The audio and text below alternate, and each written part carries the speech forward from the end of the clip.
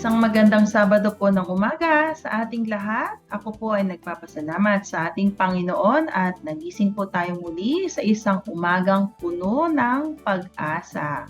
Unang Sabado po ng buwan ng April 2024. Dalangin ko na sa umagang ito ay kayo po ay nasa malusog na pangangatawan at pag-iisip. Welcome po muli sa 11:43 DZMR para po sa ating programang Usapang Pangkalusugan. Muli, ako po si Dr. Jennifer Gatiwan C., your program host, at samahan niyo po ako sa loob ng kalahating oras at pag-usapan natin ang isang napapanahong usapin. Siyempre ngayon po talaga usap-usapan ang sakit na whooping cough. Okay, ano po ba itong whooping cough? Lately po, nailathala yan sa ating mga dyaryo, napapakinggan natin sa radyo, okay, na ang report ng ating Department of Health, ito po pinaka-latest, last April 3, that there were around 45 pertussis death, no, sa ating bansa. Okay, so according to the Department of Health, they continue to monitor the cases of pertussis or tinatawag nating whooping cough sa ating bansa na nagkaroon na nga po ng 49 total death magmula po na nag-umpisa itong taong 2024. At sa karamihan po noon, yung total na 49 na yun, 79% were children 5 years old and below. So sabihin na nating 40. Okay? Parang almost 40 are very young. And at least 66% of these very young children, yung mga 5 years old and below, ay wala pong natanggap na bakuna. Hindi alam ng kanilang magulang kung sila ay napabakunahan, itong mga batang ito. Sa mga adults naman, meron din pong naitalang kaso ng pertussis sa ating adults age 20 years old pataas. Pero mababa po, around 4% of cases. And hindi lang po dito sa ating bansa. Actually, even late last year, there was also reported cases of pertussis overseas sa ibang bansa tulad ng United Kingdom, England, and even dun sa nagigera ngayon na Israel and Gaza. So, yan po yung mga pagbabalik na mga vaccine preventable diseases na kung saan ay dumadami etong mga kaso nila ngayong panahon. So, let's just give an overview. Ano po ba itong tinatawag nating whooping cough or pertussis? Isa po itong matinding pagkakahawa. Nakakahawa po siya, no? At syempre, tinatamaan ay ang ating respiratory system o ang ating baga, okay? At kadalasan ay kaya siya tinawag na whooping cough dahil matinding pag-ubo, yung hacking, dry cough, okay? Na sunod-sunod pagkatapos dahil naubusan ka ng hangin, after nung sunod-sunod na ubo, parang hihinga ka ng malalim kaya parang may whoop dun sa dulo. Parang pipilitin mong habulin yung mga naubos mong hangin. And on the history, bago po na-develop ang bakuna against pertussis, okay, whooping cough was considered a childhood disease before. Pero ngayon nga, alam natin na hindi lang po mga kabataan na natatamaan, although still majority kabataan pa din po natatamaan.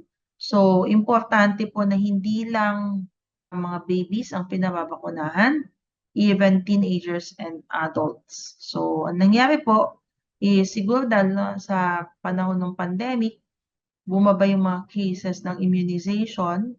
Of course, bumaba rin ang immunity ng pangkalahatan kung kaya eto, nagkakaroon ng pagbabalik na itong mga ibang sakit aside from the COVID, no? And death associated with whooping cough are rare, bihira daw po. At kung meron man, ika nga, most commonly occur in infants, sa mga kabataan. So, importante din na ang mga maming buntis, okay, ay healthy at huwag silang lumalapit sa mga pwede nating suspect na may sakit. And better yet, ay magpapakuna. So, nasabi na natin kanina in passing, ano ba ang simptomas na itong whooping cough? So, once you become infected with whooping cough, around 7 to 10 days daw, 7 hanggang 10 araw, bago ka palang magkaroon ng senyales o mga simptomas na nasa katawan mo na ito. Kuminsan nga mas matagal pa. So, yan yung tinatawag nating incubation period. So, nagpapadami pa lang sila itong mikrobyong pertussis sa loob ng katawan. At kung nag-umpisa man ang symptoms, usually umpisa it's a mild symptoms, parang simpleng sipon-ubo lang, parang minsan nga nagsusore eyes, lagnat, pero after a few days, lumalala, no? Meron ng thick mucus o yung plema na naiipon na sa ating airways. At dahil dito, nahihirapan ng huminga at tumitindi na yung ubo.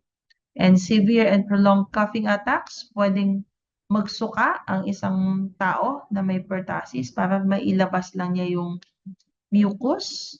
At dahil hirap na nga sa paghinga, nauubusan ng hangin, ayan, nagkukulay bluish ang kanyang tsura, lalo na sa mga bata. At because of that, it can cause extreme fatigue, panghihina. Yung sunod-sunod na ubo, sabi natin kanina, it will end with a high-pitched whoop, kaya whooping cough yung ganon, during the next breath of air. Parang hinahabol niya yung kanyang hininga. Pero hindi po lahat daw ng whooping cough meron etong characteristic whoop. Sometimes, ano lang siya, parang dry hacking cough. Lalo na sa mga kabataan, yung mga medyo adolescent or even the adults. Dahil ang mas madalas daw na naririnig tong whoop, yung whooping pitch sound is sa mga mas maliliit. Okay? Pwede din daw na infants may not cough at all, pero they will struggle to breathe. Nahihirapan silang huminga. Para din silang hinihika. So, maraming simptomas. So, pero yung classic na whoop, andun nga yun. So, nasabi natin kanina, whooping cough, also known as pertussis, is a very contagious respiratory illness caused by a type of bacteria na pangalan po niya ay Bordetella pertussis. At itong sakit na ito ay nakikita lang sa tao or only found in humans. So, hindi po siya mula sa hayop na naipapasa sa tao. This is human-to-human transmission. Okay? So, etong bacteria na Bordetella pertussis, siya po ay nag-a-attach or dumidikit dun sa mga tiny hair-like extensions ng ating airway. Yun yung parang tagawalis ng bacteria na dumadaan sa ating air pipe, no? At dun po siya mismo didikit. At pagkadikit niya doon, magre-release siya o maglalabas siya ng mga deadly poisons or toxins na sisirain etong parang walis sa ating airway. Of course, pag nag-release na yan, nagkakaroon ng airway swelling. So, lumiliit yung daluyan ng hangin, kumikipot, at dun na nag-uumpisang magkaroon ng simptomas ng hirap na huminga. At the same time, inflammatory reactions, nagkakaroon ng mga secretions, yung plema, na further aggravates yung pagbara ng baga. So, nasabi natin kanina, so this is human-to-human contact. So, kumakalat po ito from one person to another through air droplets. Ayan. So, parang COVID din, no? So, when a person who has a whooping cough sneezes or cough, umubo, bumahing, they will release small particles with the bacteria in them sa hangin. At yung ibang tao, pag na-inhale nila yon, yan, nag-uumpisa na yung kumalat din sa katawan ng isang taong nahawaan. So, kawawa po yung mga baby dahil wala talaga silang pangontra. Ayan. So, yung taong merong bakterya sa kanyang katawan, hanggat hindi yan na-treat, pwede silang makahawa even for weeks or even months. Okay? People can spread the bacteria from the start of the very first symptoms, yung inubo ka na, and for at least 2 weeks after the coughing begins. So since this is a bacteria, taking antibiotics early in the illness may shorten the amount of time na isang taong may pertussis or whooping cough ay nakakahawa. Kasi syempre, mababawasan na niya yung bacterial load, yung dami ng mikrobyo sa kanyang katawan, mas konti na yung mailalabas niya. So, nakakatulong din yun na mag-prevent sa pagkalat. Okay, so mas maganda na aware ang isang tao. Di syempre kung may konting sintomas, mas maging maingat to avoid spreading the disease. Because if you don't know that you have it, ayan, nagkakalat ka lang ng mikrobyo.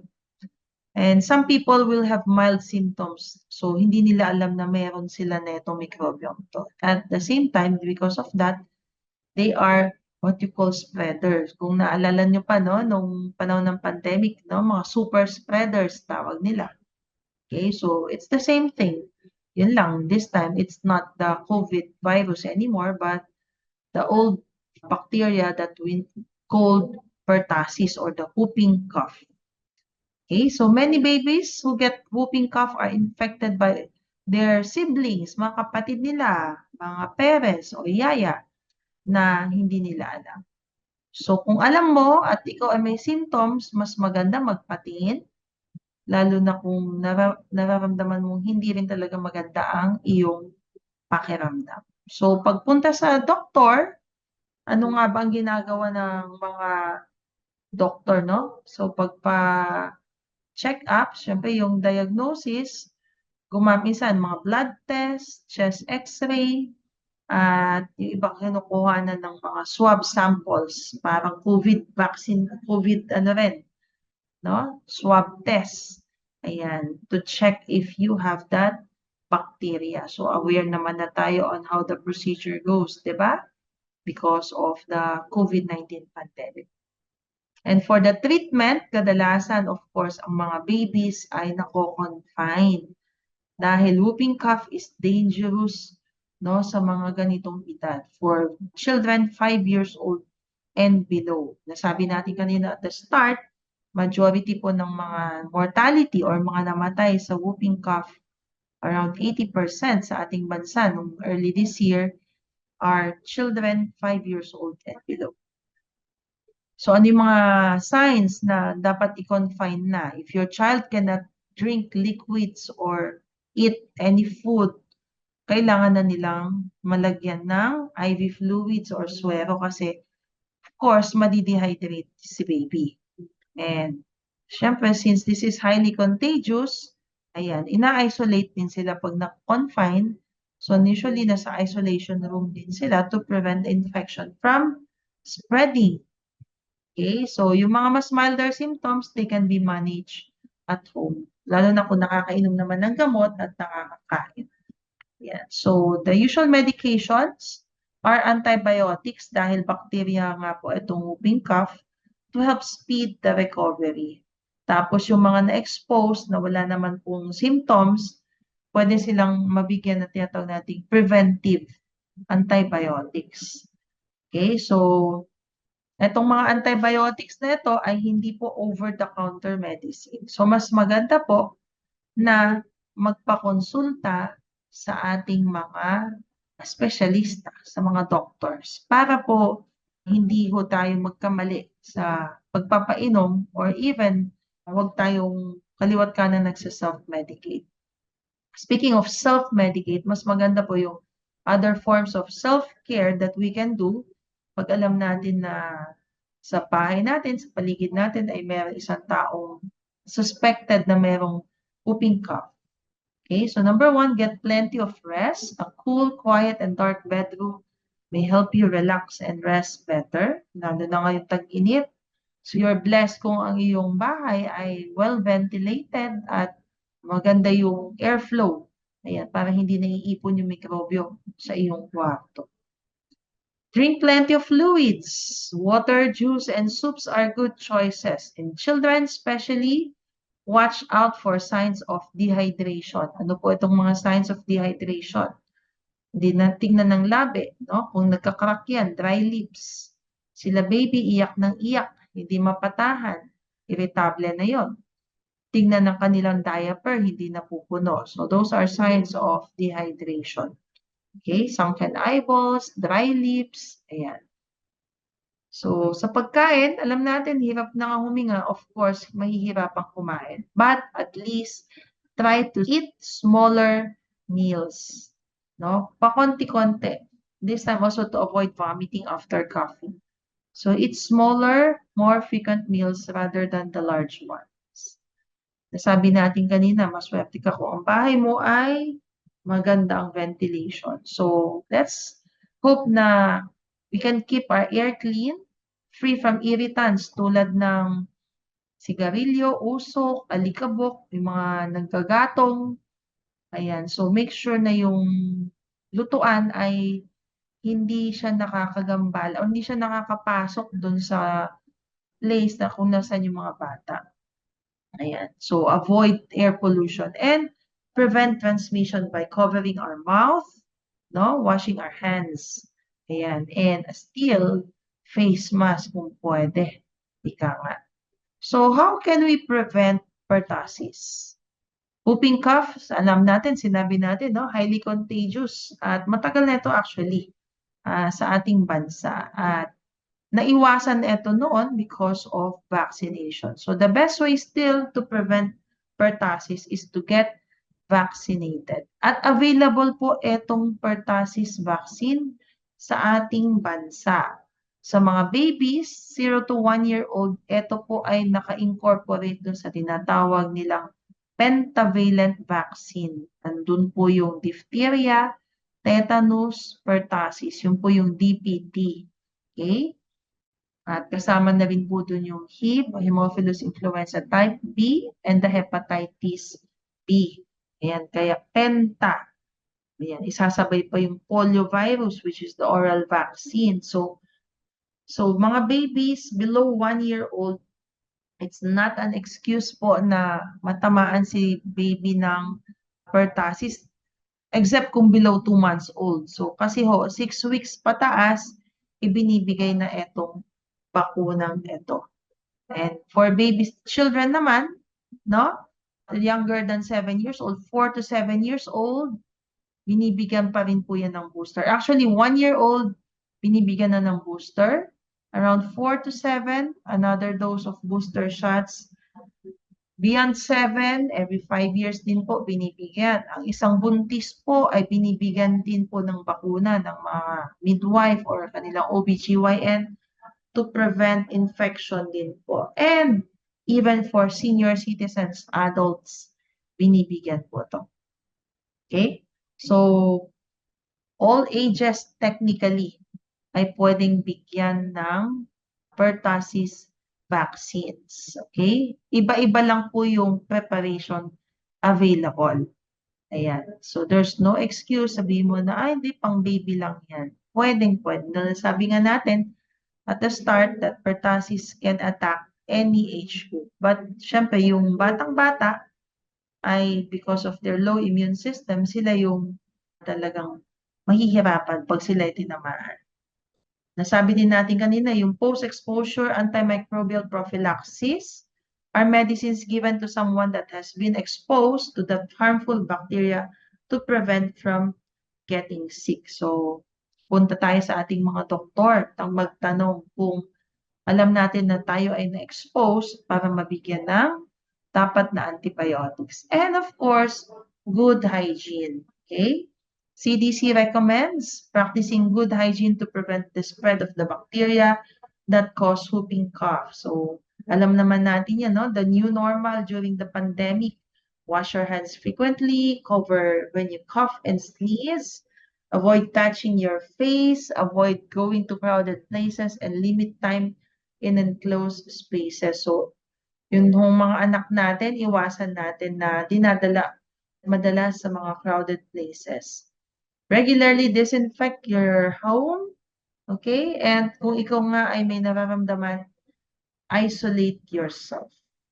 Yeah. So, Kung ikaw ay walang bakuna, pagkatapos mong gumaling, tandaan natin, people who had whooping cough before ay nagkakaroon ng natural immunity for just a short time. So, ang recommendation still daw po ay magpabakuna to have the lifelong protection. Dahil yung natural immunity, pag ikaw ay na-infect, they will fade off din daw afterwards. So, before we end, okay, let me just share to you from the book of Jeremiah chapter 30 verse 17. Sabi dito, "For I will restore health to you and heal you of your wounds, says the Lord." So wounds or even the pertussis or any other infection. In this time of many health challenges po, marami talaga tayong mga uncertainties. We will always come in the name of Jesus na pwede nating itaas ang ating mga dalangin for His divine intervention. Natapos man ng COVID, alam natin marami pa rin po talaga tayong haharaping mga pagsubok. So we ask for God's intervention, His healing touch to all those who are suffering from whooping cough and many other illnesses. Kasi alam natin, at the end, the Lord is our ultimate healer and that nothing is impossible for Him. At sabi pa sa Revelations 21:4, He will wipe away tears from their eyes, and death shall be no more. Neither shall there be mourning, nor crying, nor pain anymore, for the former things have passed away. So dito sa sinabi ng ating Panginoon, God promised that when we ask anything according to His will, no, He hears us and will answer our prayer. And in the fullness of time, sabi sa Revelations, we believe that all God's children will be healed and will be restored to their full health. And then eventually, God will eradicate every disease that causes pain, discomfort, and death. And eventually, hindi na natin kakailanganin pang magpapakuna. And that's it po for today sa ating programang Usapang Pangkalusugan. Nawa po sa sandaling panahon ay may naibigay po tayong linaw at mahalagang impormasyon tungkol sa ating paksa sa araw na to. So, aking dalangin ay mamuhay po tayo ng malusog sa ating katawan at sa ating kaisipan. So, abangan niyo po muli ako sa susunod na Sabado para po muli sa ating programang Usapang Pangkalusugan dito lamang po sa 1143 DZMR, a proud member of KBP. Ating tandaan, ang ating kalusugan ay kayamanang di mapapantayan. Happy weekend po sa ating lahat!